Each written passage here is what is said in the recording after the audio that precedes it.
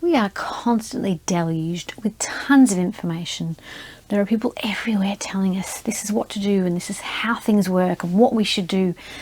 And honestly, it's kind of overwhelming. The good news is there's actually a much simpler and easier way to learn and grow. And I'm going to take you through what that is today. I'm Nicola, and for the last 25 years, I've been finding ways to release my patterns of pain and break the cycle so I don't pass my stuff on to my kids. And I would love to help you do the same. So think back to something really challenging that you learned how to do at some point in your life, whether that was learning to ride a bike, maybe drive a car, or even understand maths. Think about what was it in that key moment that helped make it click, bring it all together for you, make it clear so that you understood what you were trying to do, how to do it, that made it make sense, and share it below. I'd love to understand what it is that really made things click for you in that key moment you were learning that challenging thing. So I've been teaching my daughter to drive recently. She recently got her learner's permit and I took her down to a quiet road to take her for a drive. And for the first 10-15 minutes, I took her through all of the controls of the car, explaining to her where all the buttons were, what they do, which parts she would need, and only the essential ones too. I didn't go through everything, just the key ones that she might need while she was driving, just to get her started.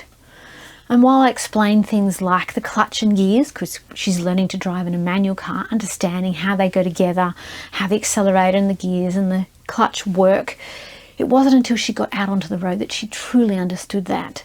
Getting it going and doing the bunny hopping that is classic when you start to learn to drive a car, and also coming to a stop and realizing that if you just put the brake on and you're still in gear, you'll stall the car. Those moments were absolutely priceless for her. Yes, they were technically mistakes, but she understood so inherently the relationship between the gear and the clutch at that point because of the way the car responds. You don't really understand something, no matter how much someone explains it to you, until you've lived it. And there is just nothing like direct personal experience to help you learn something. And when you're about to become a parent, maybe you're pregnant or you're planning to become a parent, and you talk to people about this, people will tell you about all their experiences. They'll tell you what to expect. You might read tons of books that will say, oh, here's what's going to happen, here's all your options, and you have all of these ideas about, okay, this is what parenting is going to look like for me. But the crushing reality is very different. Not necessarily bad, it's just very different from the picture that you had in your head. You have these ideas, but at the end of the day, what actually happens usually doesn't match up to that. Good or bad, we need life to teach us, because we don't really listen or take in that information that other people share with us really to the extent that we need to. We might take pieces of it, we might think about it, we reflect on it, but we actually need life to show us what is working for us. So life is the best teacher of all of these things. And if you are feeling a bit battered by life, I've got a guide with over 100 self-care techniques that you might want to download, just to give you some ways to get back on track and feel some sense of normality again. We all come from very different backgrounds.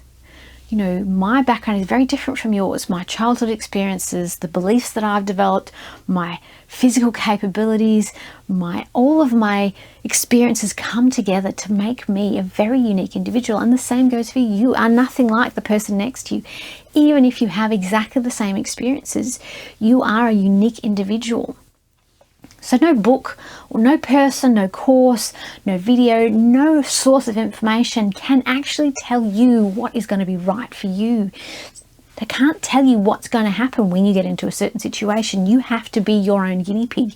You have to experiment on yourself, because two people can have supposedly the exact same experience and take very different things away from it. So you have to figure out from your own experimentation what actually is right for you, what doesn't work for you, and what does work for you. Now, I am a recovering perfectionist. I will freely admit that I have spent a lot of my life learning how to let go of the idea of needing everything to be just so, wanting everything squared away, neat and tidy, getting everything right the first time, never making mistakes. All of these things are something I've had to work through. And one of the things that's been part of that is embracing the idea that learning is supposed to be messy. It's not supposed to be neat and tidy. It's not supposed to all work out the first time. The point of learning is, in fact, the process. We might set ourselves a goal. I want to learn how to do this, or I want to achieve that. But as we work towards that skill, We learn more about who we are and what does and doesn't work. And we may even change that end goal. So at the end of the day, it's actually more about the process than it is the result that we achieve. And so embracing the idea that learning is all over the place and that the value is in that making mistakes and being messy and being a little bit disorganized and imperfect, that's actually the way that learning really works. So if you're feeling game, name something below that you have had to learn through making a mistake rather than getting it perfect the first time. For me, that's been parenting. You have these ideas and then the reality is very different, and I've had to learn and make lots of mistakes as a parent, but in making those mistakes, I've learned about who I am and what I value, and I've learned better ways to do things, or I've gone looking for answers when I needed better ways to do things. And so making those mistakes has been valuable. As much as I would like to have not made them, they've taught me so much along the way. I don't know how many of you have heard the story about the class of pottery students. It's a great example of this and a way to learn that is very effective. And that is that there was a class of students and the pottery teacher said, okay, half of you, I'm going to split you into two groups. And the first half, you're going to be graded on one single pot. So I want you to spend the entire semester making one perfect pot. And at the end of the semester, that's what you'll be graded on. And the other half, the teacher said, okay, what I want you to focus on is making as many pots as you possibly can. And what you'll be graded on at the end of the semester is how many pots you've made. And what was really interesting about this situation is that at the end of the semester, the students who'd focused on making as many pots as possible actually made a better quality pot than the students who'd focused on making one pot.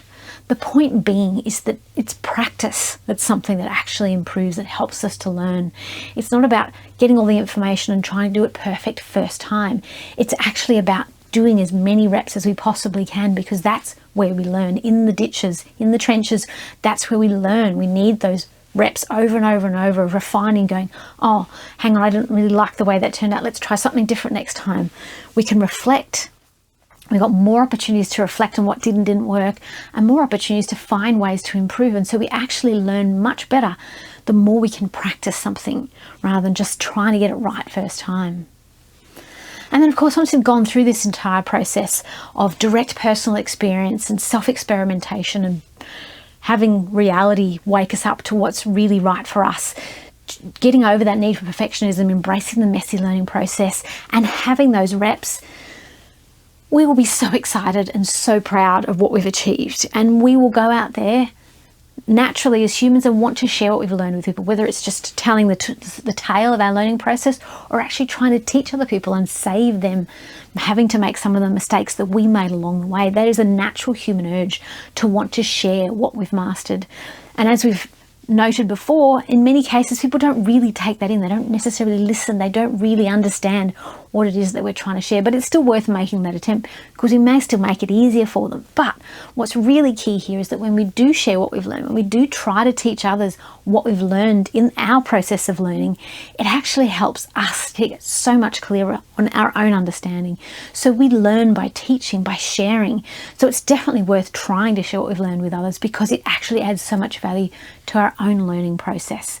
So as you go through this process of learning and start getting that information, applying what you've learned, practicing, experimenting, making mistakes, getting back up, continuing, refining, improving, you will learn and grow and improve.